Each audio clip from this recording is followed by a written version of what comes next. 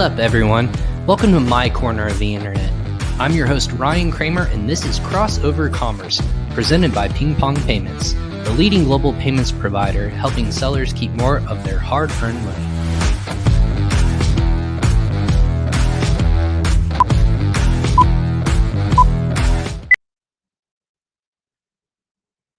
Hey everyone, welcome to another episode of Crossover Commerce. I scared myself. I caught myself off guard right there. Welcome to episode 175 of Crossover Commerce, a spooky episode leading into what we like to call here in the United States Halloween. If you're in different parts of the world, we might call it something different. But hey, it's Friday. We're going to have a lot of fun on today's live podcast, wherever you might be listening from, whether it be on LinkedIn, YouTube, Twitter, or Facebook.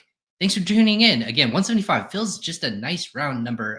Every 25 or 10 or every 5, whatever that looks like, it just feels nice. Not if you're like me, have those different milestones in your mind of how much content we've been putting out. So that being said, if this is your first time joining Crossover Commerce, welcome. Welcome to my corner of the internet. Like the introduction said, where I bring the best and brightest in the Amazon and e-commerce space. It's kind of my own little think tank, if you will, of people who are experiencing great and extraordinary things in the Amazon and e-commerce space. And this podcast is actually presented by PingPong Payments. If you haven't heard of PingPong Payments, you can actually sign up for a free account with the link below. But before we kind of dive into all of that, PingPong Payments is helping millions of customers now worldwide save more when they're sending money.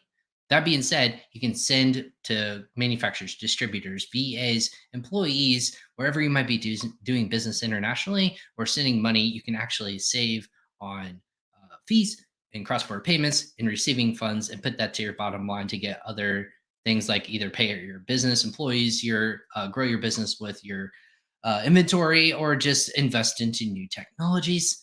That is amazing what you can do with PingPong Payments. It's free to sign up, and with 5 clicks, you get $500 in your account when you get approved. So sign up today and let them know that Crossover Commerce sent you. That being said, again, everyone, this is episode 175 on a Friday, right before Halloween. It's been interesting and scary. Just kind of a couple things to note right before we get kicked off today. Amazon's Q3 reports actually came out last night, and it was a mixed bag, if you will, of lots of people when they look through the earnings reports, a little bit down across the board in general. There were some spending issues. There was a lot of shortages, logistics chains, everything that we always talked about on this podcast that is coming to light in their earnings reports. And a lot of people are looking at different bright spots, obviously international growth and expansion, lots of different supply. I want to say it's 100 different fulfillment centers that actually opened up, something like that, around 100, I think, in Q3, which is quite phenomenal in terms of logistics and distribution centers. And then also AWS, again, another bright spot into their ecosystem. But that being said, there's lots of fun, fantastic news in the e-commerce and digital world. I can no longer refer to Facebook. I apologize. I said we're now going live on Facebook. We're going live on Meta. Again, I don't know how I'm going to get used to that, but for now, it is now going to be known as Meta, Facebook changing its name to that, of which it's going to be touching in multiple different things. But that's kind of things of note that's happened since we gone live less than 24 hours ago. So that being said, today's episode is really cool. I'm really excited to hop into a program that I had talked about actually prior to the show, pre-show, with one of the partners at PingPong Payments, actually, JoeLister. And his name is, our guest today is actually Brian Kayler of JoeLister. He is the product owner for the company. It's an e-commerce SaaS platform helping e-commerce sellers increase sales by streamlining multi-channel integrations. And the cool thing we're talking about today is going to be the new Amazon multi-channel fulfillment initiatives that Amazon itself is reaching out and starting to create. And companies like JoeLister are helping sellers optimize their businesses and get out there and help themselves grow as brand, help businesses grow as brands. So with that being said, that's kind of my little tease into our guest today. So welcome to Crossover Commerce. It's the Brian and Brian show. Brian Kayler of JoeLister. Brian, thanks for joining us early where you are and hopping on Crossover Commerce. Yeah, thank you very much. Looking forward to this. Awesome. Yeah, absolutely. So you're located in Boise, Idaho. We talked about that too. Yep. But your background is super fascinating in terms of all the different iterations that you've gotten to. JoeLister. But to kind of like give yourself like your background, your 30-second, rap sheet, if you will, your background, Sure your thing. resume, whatever you want to call it. What would that be for everyone who may not be familiar with you? So started my career in Seattle, Washington. Spent about 16 years there, working mostly in the sort of real estate and real estate technology space. Worked for the family that actually owns Windermere for most of that time. Went to work for DocuSign and loved DocuSign. And then my wife and I moved to Boise, Idaho. I worked for a very small startup in the sort of real estate transaction management tech space for a while. Did some project management for a recruiting app, and then joined the JoeLister team in, March of this year, and have really enjoyed getting my feet wet in the e-commerce space and sort of digging into things that I'd already done, but in sort of a different vein of an industry that I hadn't had a ton of exposure to. Amazing. So with that being said, so JoeLister and what they do, we're talking about the new initiatives that Amazon's bringing on, right? The new programs. We titled this episode the new Amazon multi-channel fulfillment initiatives, but you guys touch on a lot more than just on Amazon to kind of set the table, right? This is multi-channel, multi-marketplace operations that you guys are trying to all come together, correct? So generally speaking, our program helps streamline the listing creation and order flow for sellers who are using either eBay or Shopify. And what it does is it allows a seller to take their FBA and or FBM inventory, pull it into our system, and then we allow them to list those listings using our software, or we can connect listings if they already have them. And then it creates sort of automation for inventory management and then order flow. So when an order happens, we pull the order information in. If it's a fulfilled by Amazon order, that order goes directly to Amazon. Amazon fulfills it, and then we send shipping details back to the resulting platform, so either eBay or Shopify. So it really takes no effort from the seller's perspective to fulfill an order that's placed through JoeLister. So why is that something that people would go to you for? Is that something that just doesn't exist in the marketplace right now, or just the efficiencies are not there before you guys came along? Like, what was the genesis of? We've been around since 2015 and have been obviously adding features and things since then. But there's not a ton of competitors in the marketplace for this specific product.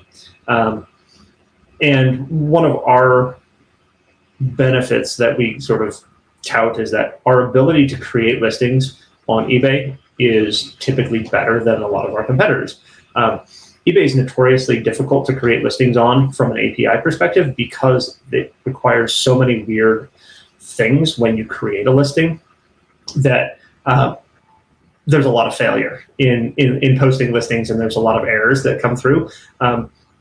We've spent a lot of time developing a system that helps get around those errors so that the user doesn't see them. We do a lot of automation on the back end when you post a listing that fixes things as it comes through. So that's sort of where we fit in the marketplace that I think we do a better job at.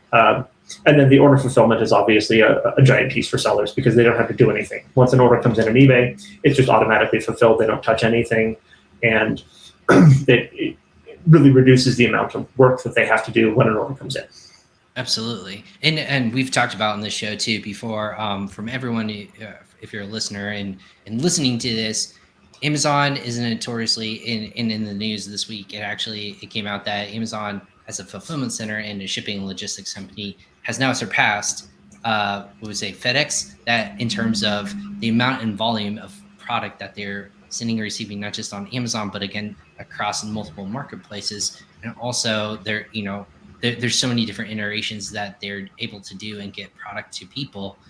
It's something that other people, in terms of brands, when we're talking about this specifically, how to tap into that huge network of getting product to people quickly and effectively in terms of a consumer, but then also that opportunity for you to use Amazon as a warehouse. So it's kind of confusing as a brand owner in 2021, Brian, that you might have been aware of, is that inventory limits have substantially been decreased. Amazon kind of put a kibosh at the beginning of the year and said, hey, we're not a long-term storage facility. We need, based upon who you are as a seller, you're going to only have so much limited inventory, and you're going to be affected by how often you sell through that inventory. So kind of walk me through why in today's ecosystem, why is it important to still work with Amazon as a distribution center while in conjunction working with the negatives or the cons of trying to figure out how much inventory I can possibly put in there at one given time, right? Sure thing. So I would say the positive of Amazon as a warehousing platform is that they have so many warehouses that your reach is just so much better. And their ability to negotiate shipping rates is different than every other warehouse 3PL vendor around. They just, their size, their scale, their ability to use their own logistical company prior to getting to last mile delivery is just, it's so much bigger than everybody else. So you touched on inventory, which is an interesting topic, partly because Amazon announced in June of this year that they are now going to include any sales that result on another platform that are fulfilled by Amazon as part of your inventory score. So they are now looking at sales. Let's say you sell on eBay and Shopify. So if you have sales on Shopify, you have a product that sells really well and you have a brand, and you're using Amazon as a fulfillment partner, then any of those sales that happen on Shopify are actually included in your inventory score, which in theory can increase your inventory as well. They're also really pressing the gas pedal on trying to help sellers onboard and be successful within their ecosystem. So they now have an MCF team that is just purely dedicated to multi-channel fulfillment. No longer do you have to worry about trying to futz with like the FBA team or whatever. They have a team that's just there for multi-channel fulfillment partners. And depending on where you bracket, they'll actually assign you an account manager if you're big enough. Well, in that regards, it's quite amazing that it took this long for them to even see holistically the sales opportunity, right? Of yes, they might be storing product at a given juncture, but because of their nature of their network, more and more people are trying to opt in and utilize that system that they've built out, which again was the leading way of why Amazon is Amazon, right? At first, it was we're going to make the customer happy, and we built our logistics chain to make sure that I can get to people in 2-day shipping or 2-hour shipping or 1-hour shipping. Now again, they've built that network to be quick, effective, and smart. But to even grow from that next step would obviously be working with solutions that don't have that ecosystem, right? And eBay doesn't have warehousing or the extent of eBay. If you're a brand owner, I may not be at the size of which I can have my own warehouse. Therefore, I'm going to utilize the tools at play. If I'm selling on Amazon, that's going to be Amazon, right? So it seemed confusing as Amazon was limiting exposure or limiting opportunity for inventory limits. But then obviously having this team come in play, was that just because of, in your mind, smart inventory management that people need to get a little bit better of instead of throw a product that's maybe going to sell, maybe not? Or what is it just to get smarter in terms of inventory management, or are there other things we're not seeing?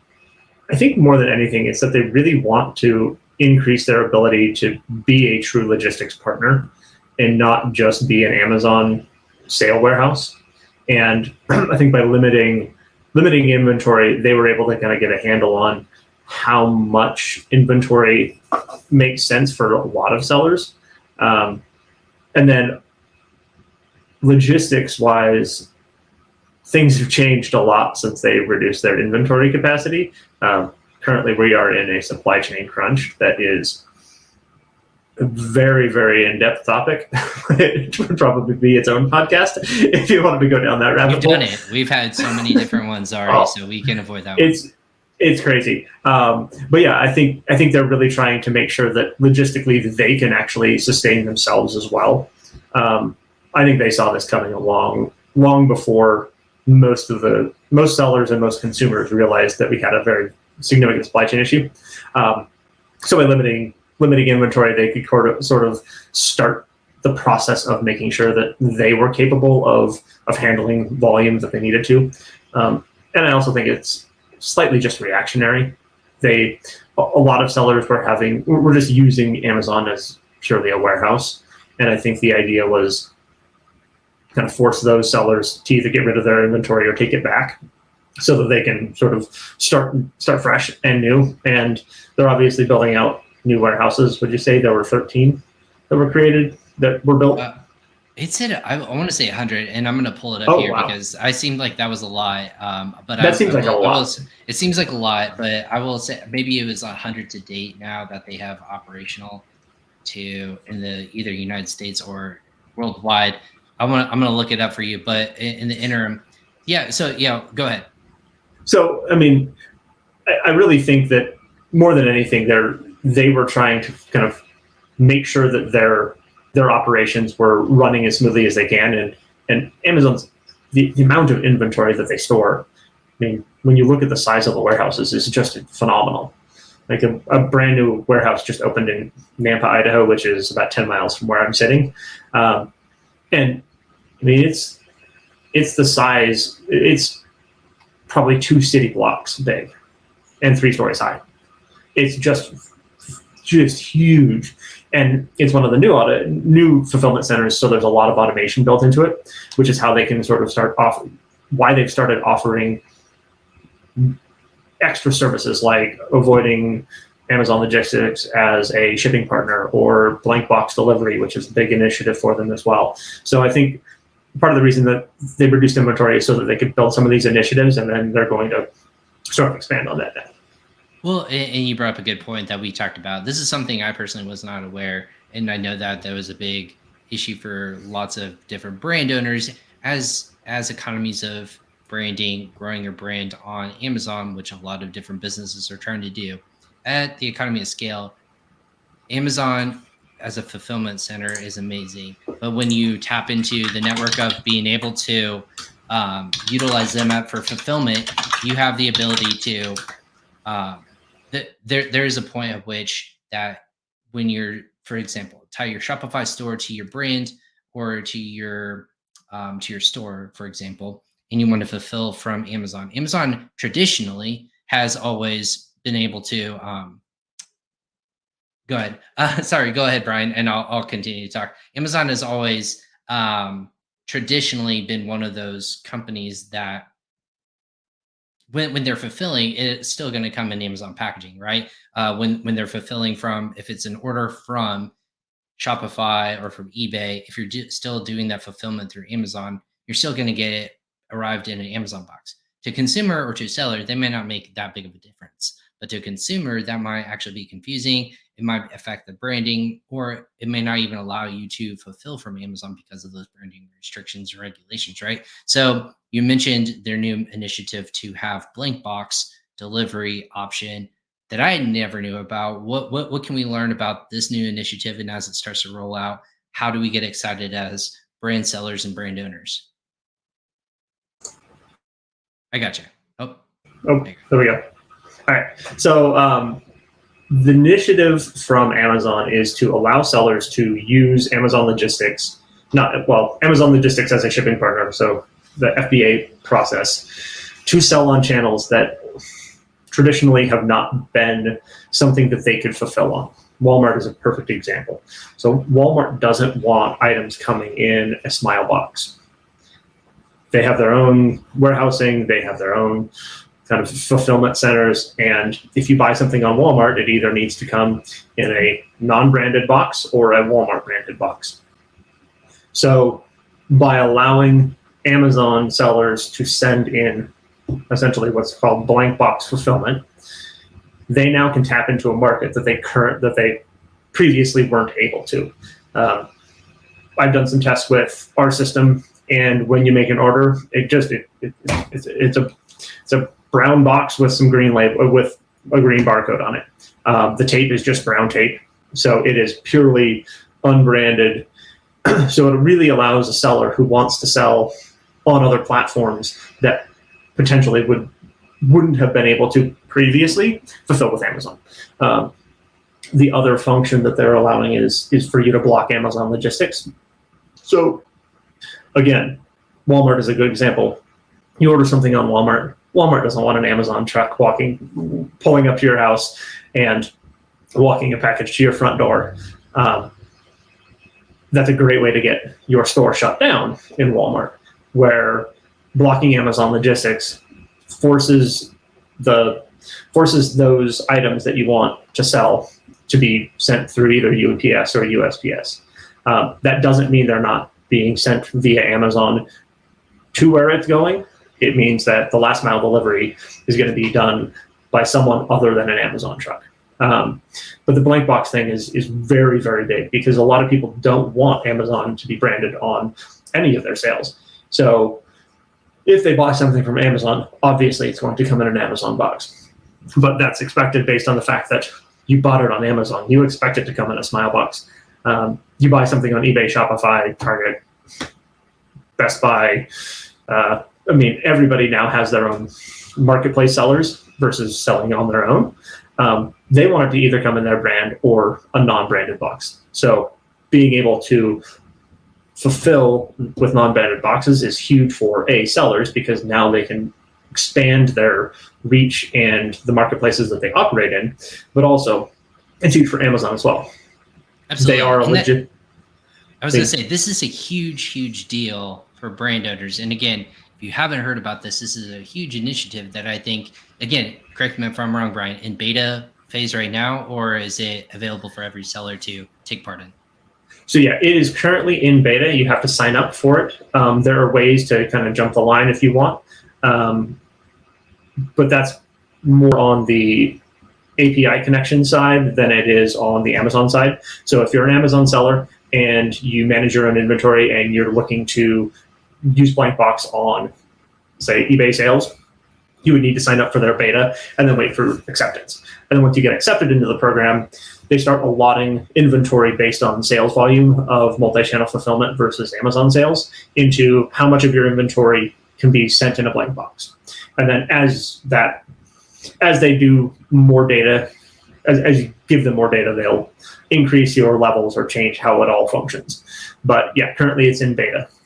Okay, so is there a general rule that someone might be more likely to be accepted, whether it be a larger seller, or is there a minimum quantity threshold that you believe that, it's getting accepted versus not getting accepted? Has that been shared with you guys? It has not. So I don't know what their criteria for, other than where you are in the queue, for being allowed to sell in blank boxes is. Okay. There are, like I said, there are a couple ways to jump the line, but that's more specific to partners that they have partnered with versus being able to call someone and say, hey, I want blank box delivery, and they'll just give it to you. Right. And that makes sense too, right? Because if it's not available and they want to make sure that it's going to be an economy of scale when it's testing out, make sure no bugs are in the system, that makes complete sense to me. Very fascinating. And again, I want everyone who's listening and all brand owners, growth partners, anything like that, to note that it's going to be super important. This is where I see the beginning, Brian. And when we talked about this earlier this week in our initial talk, I was super fascinated by this, and I started thinking through, what could Amazon do in that capacity to even iterate it further? And I said blank box. Well, that's essentially a blank canvas, right? Like you can essentially put any sort of, it can be nothing, or actually in theoretics again. Maybe this is me jumping ahead of the Amazon ball that's continuously growing. Is this open up the room for customization in terms of box that could be brand focused, whether it be I want this to be on my brand, or you've received a good your package from Ryan's razors or something like that, where it's branded for my storefront on Amazon, or if I'm tapping into a Walmart, or if I'm tapping into a Shopify, that could be something where it's customizable to the nature of what you're selling on those channels. Does that sound like that might be down the road, or is that too far to tell? I think that's too far to tell. The moving parts on having cardboard stock that is that differentiated would be a challenge. Blank box is pretty easy because you got two sets of cardboard stock. You got ones with Amazon Smiles and ones without. I think as printing technology gets better, that's definitely a possibility, because as it's running through and getting its label, it could also run through and get something printed on the side of it. I'm not sure where we are in the process of that, but that would probably be what would have to happen for Amazon to be able to do that. Right.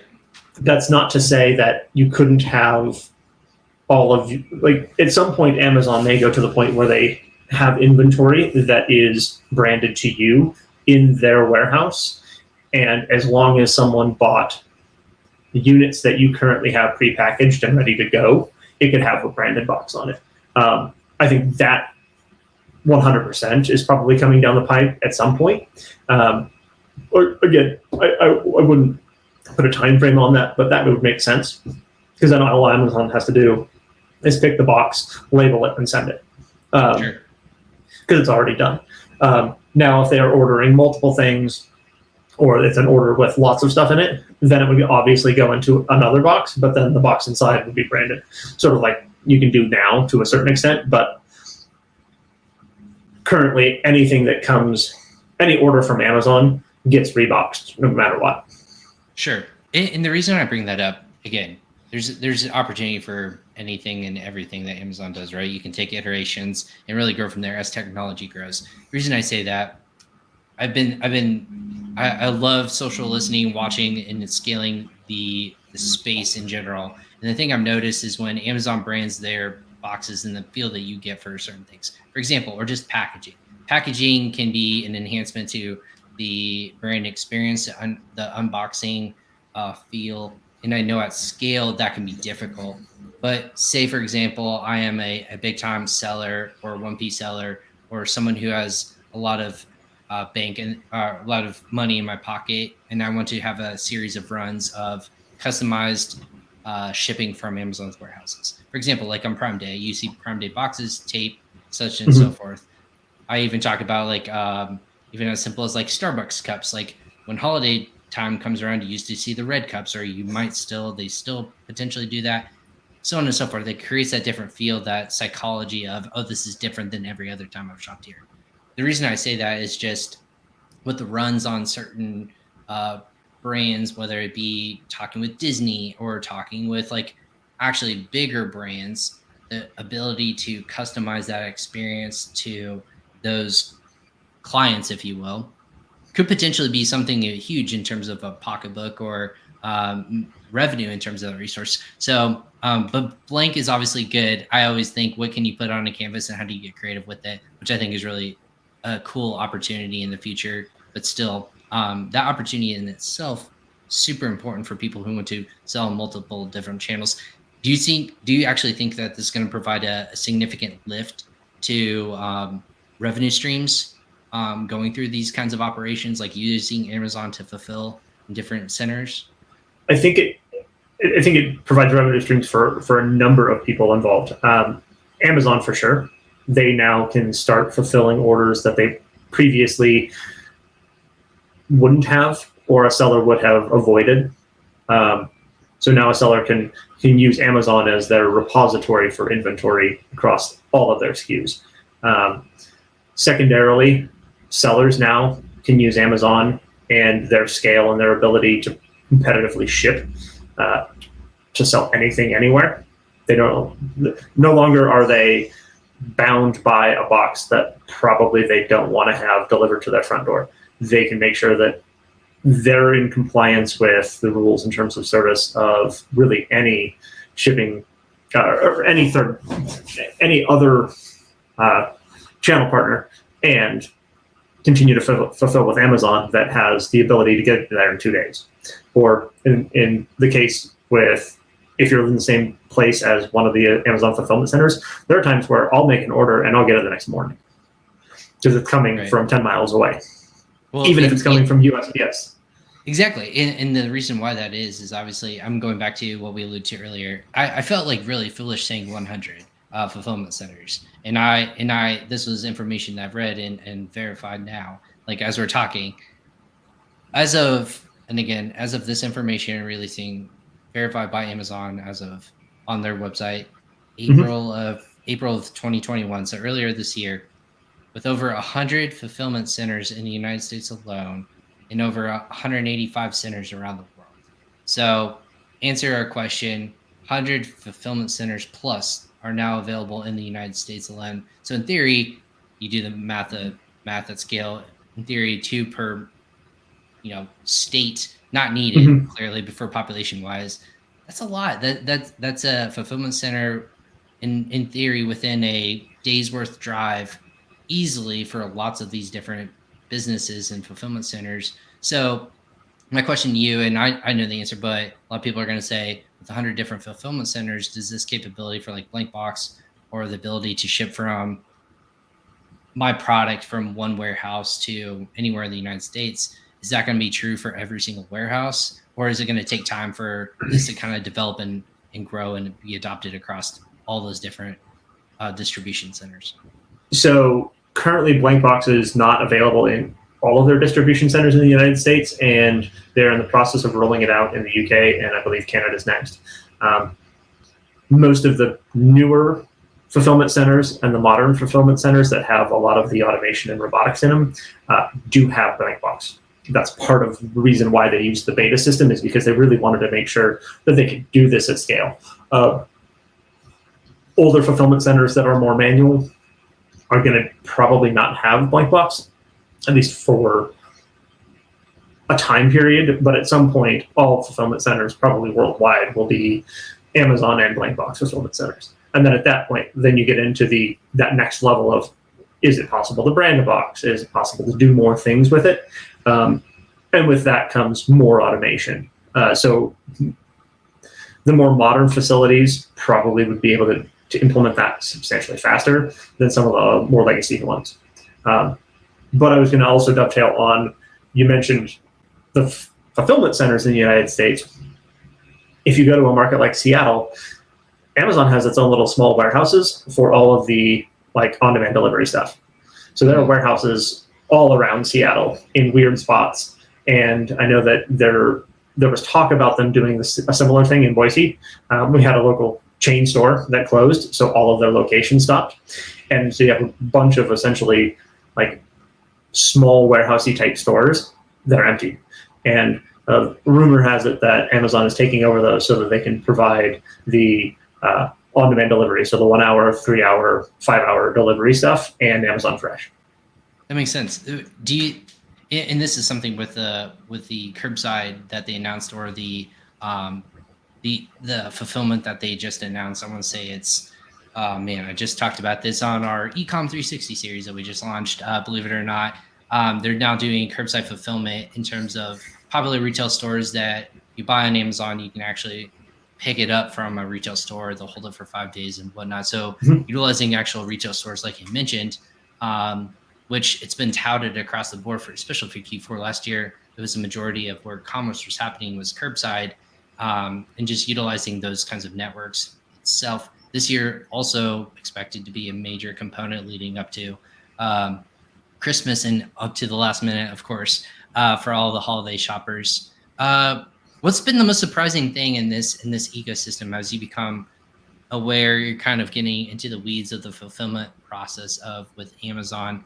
Has there been either a big positive or a big negative or glaring like issue that you've kind of seen, Brian, in terms of this capacity? What are the things that you've personally noticed in the space? So one of the things that I have noticed, and you brought it up earlier, is the limits on inventory. I think that's probably the biggest bottleneck for a lot of sellers out there, is that their ability to send things to Amazon and make sure that their inventory levels are proper for when they do have runs on sales is somewhat limited. I know that they're working on that. That's part of the reason why they put together the Amazon MCF team specifically, is so that they can try to figure out how to optimize inventory levels so that sellers essentially have capacity, and then can turn around and cross-sell and increase that capacity. But I think the biggest bottleneck for sellers right now is inventory, just across the board. You've got supply chain issues that, you may have a container sitting in off the port of LA, and you're just waiting for that inventory. So even if you had capacity in Amazon, you may not even have the goods to send them. But then secondarily, once you get that container ship, you want all those goods to go to Amazon so you can sell it as fast as you can. And that may or may not be a realistic case for you as an individual seller. So being able to have resources to help increase that capacity is also something that Amazon is working on, which I think is a good thing. They really want to be the end-all be-all logistical partner for everybody. It doesn't work for some sellers. Some sellers want to self-distribute. Some sellers want to use a different 3PL based on the fact that their limits or their capacity is greater using that. We have a lot of customers that do a hybrid. So they've got some stuff in 3PL, they've got some stuff that they self-distribute, and then they have some stuff that is in FBA. So it's really kind of a hybrid model for a lot of sellers. I think as you get bigger and bigger and bigger, that probably becomes more of an issue based on the fact that you just need more capacity than Amazon's willing to provide you. But like I said, they're now actually offering specific account managers for extraordinarily large sellers. But it's more enterprise level sellers than it is someone selling, 20 SKUs of yoga goods. Exactly. Well, the other note I wanted to bring up too, and I thought was fascinating as we kind of talked through this all, again, going back to the Q3 report that Amazon released late yesterday. And again, if you haven't thumbed through it, if you follow me, I've reposted some of the major takeaways from some of the people on the call that I respect in the industry. And there's a lot of cool things that came from it. Again, they say a lot of surprising things. Again, lower profit margins because of lots of spending. But the major thing they said, specifically relating to this topic, is that the Amazon is not capacity constrained by warehouses or trucking anymore, which was thought to be the biggest thing why they were, shuttering inventory limits and whatnot. It's actually now because of all their new inventory operation systems. They actually said that the biggest capacity constraint is now labor. So that is people working there. Amazon clearly needs a lot more people hands on deck, and have even touted last year was 100,000 new jobs. I think this year is 150,000 new jobs just for Q4 alone that they need hands on tech. Is it more of a warehousing thing that's going to be a warehousing issue that we're going to see is the bottleneck, or is it truly actually going to be the labor force, whether it be human, robotic, whatever that might be in the future? Is that going to be the major thing that needs to catch up now, according to what you've heard? So product-wise, logistical bottlenecks still exist pretty substantially. If I've done a bunch of reading on sort of what's happening at the ports, and that truly is a specific bottleneck. But at some point, that will work itself out. And once it kind of goes back to stasis, we won't have that bottleneck anymore. We'll have figured out how to make that work more functionally so that hopefully we don't have it again. So there is a very specific bottleneck, but that's not specific to Amazon and their logistics at all. Obviously, they get some products, but they have the resources to get them no matter how they're looking at it. They can hire their own private boat to go to some random port and get trucks to take it off. They've got, they have capacity and scale that most people just couldn't even fathom. But yes, from a warehousing to front door standpoint, labor is, I would say, by far the largest bottleneck for Amazon going forward. Because they have the distribution centers, they've got the size, they have enough space to do whatever they want. The hard part is getting the labor force to actually do that. I mean, when you think about Amazon's warehouse, how many people does it take just to run like the labeling part of the distribution? Okay, so now start expanding outside of that, and then you have all the people that are involved in the trucking side of it. So whether it's loading trucks that go to USPS or UPS or loading their own trucks. You have to have drivers for those. You have to have drivers for Amazon Logistics to drop goods off at houses. I mean, you look at the sheer number of people it takes to operate one functioning warehouse and then multiply by 100. It's astounding. And they just continue to build. So you build more warehouses, you have to staff them. And you're looking at 5,000 to 10,000 jobs that have to be filled so that you can run a fully functional warehouse. So I think labor is going to be the largest issue for most logistical partners, outside of the fact that we have got supply chain issues that will eventually resolve themselves. I would agree with that. And I think you're right. And then we mentioned 100 distribution centers at scale. When you have 10 to 15,000 employees across each of those entities, that's a lot of workforce that you need to be working for you consistently, quickly, as well as effectively. And now as Amazon grows, that number continues to go up. So it'd be cool and interesting to keep an eye on in terms of how they're going to continue to iterate, grow, whether it be, again, labor force or automated force, whatever that kind of looks like in the long term as well. I had a couple other questions that actually I started writing down as I was thinking through multi-channel fulfillment. The North American Remote Fulfillment Program, I'm assuming you're aware of, is you can get distributed products if you're selling in Canada or Mexico from your FBA warehousing in the United States. Is that something that you or JoeLister or anyone considers that to be a smart thing to do, or is there a lot of negative that can come from that and you would rather just have inventory in those warehouses, in FBA warehouses in Canada or Mexico separately? Can you walk me through that? I think it probably depends on how you operate and what your sales volume is like. If you're selling a high volume in Canada or Mexico and in the United States, you probably want to separate that inventory so that you can manage it a little more effectively and get it to someone's doorstep faster.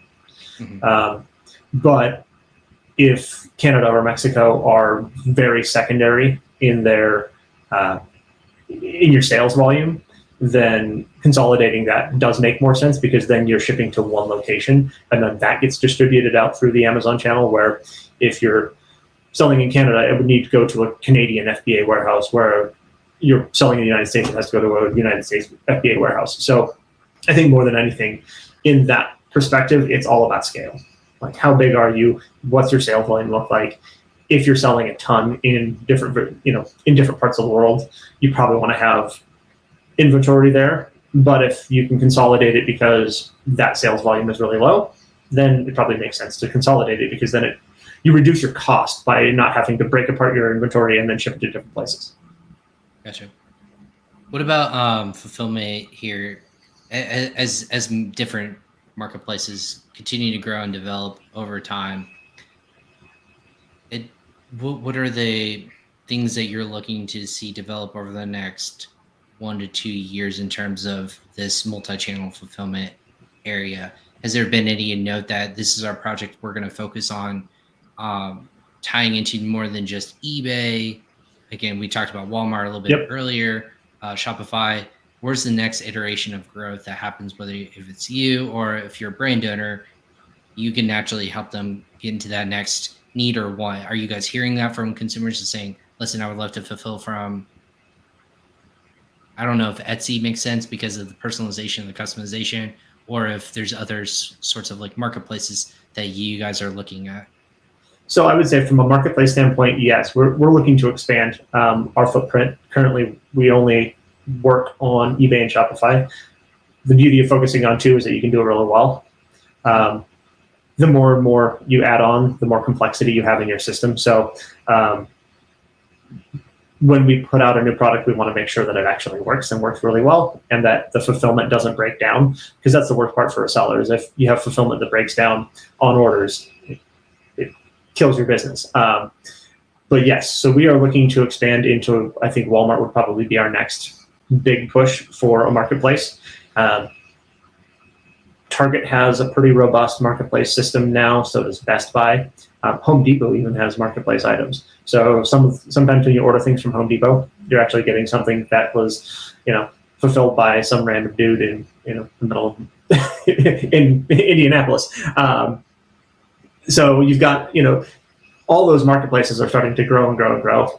Newegg is another one that a lot of people, if you have technology products, have bought probably on Newegg. Newegg's marketplace is huge as well. And then you kind of span out into individual websites. So you've got WooCommerce, you've got BigCommerce, you've got a lot of other places where sellers are actively selling. Etsy's one of the ones that comes up on a pretty regular basis with our sellers. The hard part with Etsy is that, you've got a level of personalization that you don't typically see with other marketplaces. So if you're selling on Target, you don't care about personalizing anything. Mm-hmm. If you're selling on Etsy, you're probably personalizing it. So I think Etsy's a more complicated growth strategy. But if you're a seller who's fulfilling on your own and you're not actually using FBA, you're fulfilling from your garage, then you can still have that inventory based in Amazon, so we can actually provide you sort of the automated flow,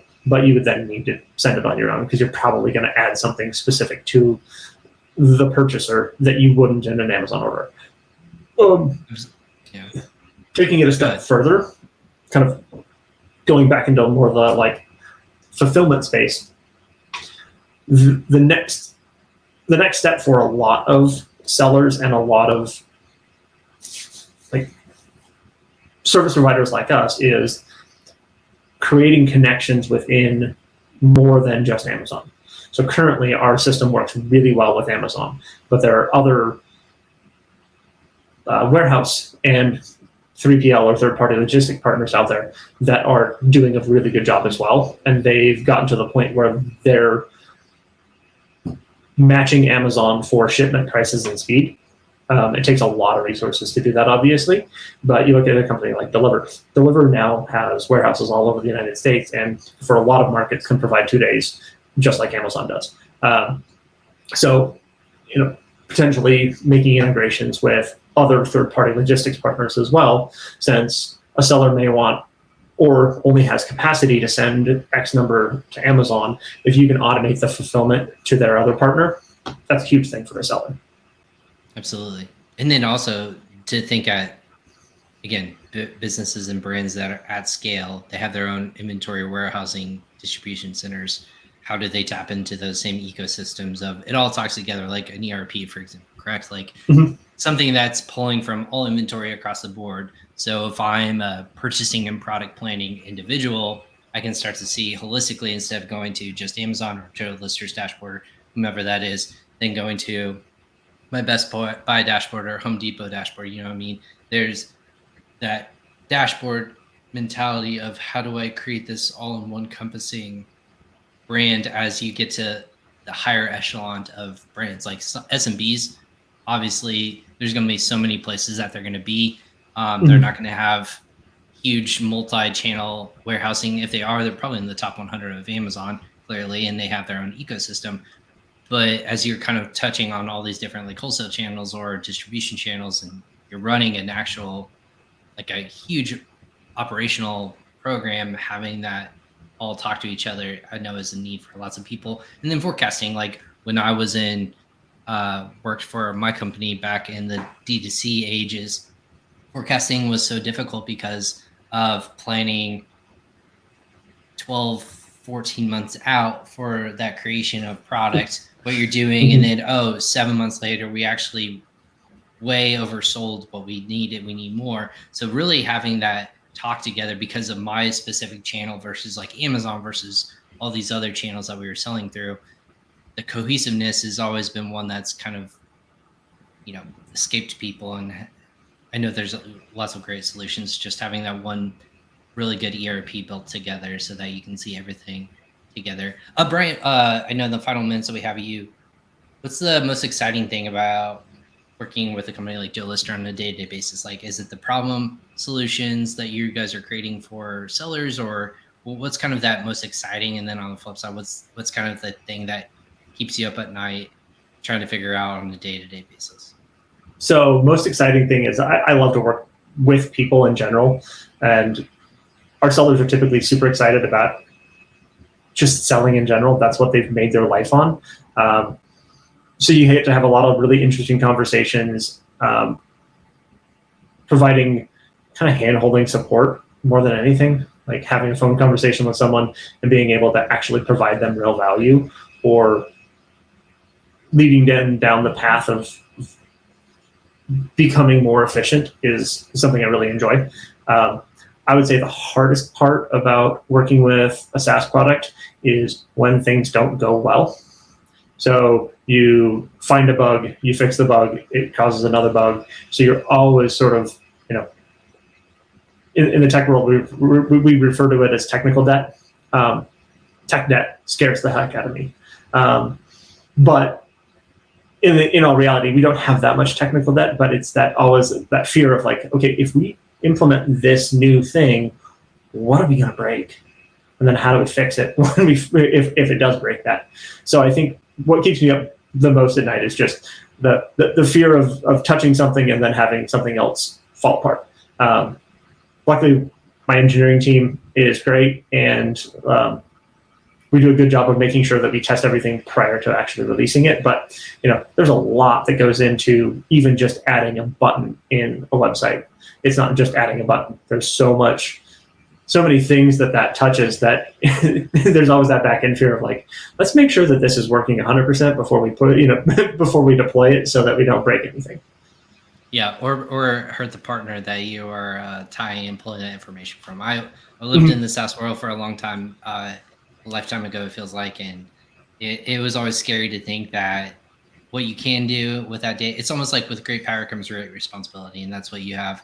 And when you get access to that kind of information and data, not to piss off anyone that's getting your access, the person with the keys, right? They don't want to lock you up. So that's amazing. But so wrapping up quickly, Brian, information based upon you, the company, and whatnot. How do we, if they like what they hear, if this is the solution, hey, I actually am looking for an opportunity to kind of consolidate and almost make something a lot more easier and take time. I always love referring people to something that saves you time, money, or effort. This seems to do literally all three of those. So if they want to touch base with you or JoeLister, what's the best way to do that? So if you send an email to hello@joelister.com, that will come to essentially our support area, where typically I'm touching it. Our engineers are touching it if need be. We have a couple of support people that also would essentially review it. So hello@joelister.com if you've got questions. Happy to answer whatever you've got. You can visit our website. It's just joelister.com. Has a bunch of information on there, pricing as well, so you can go ahead and take a look at that. And then, so those are probably the two easiest ways to reach out to us. If you want to schedule like an actual like one-on-one with me, just send a message to hello@JoeLister, and then I will catch that, and then I will reach out directly. We can schedule it via Calendly. It's pretty super simple. So.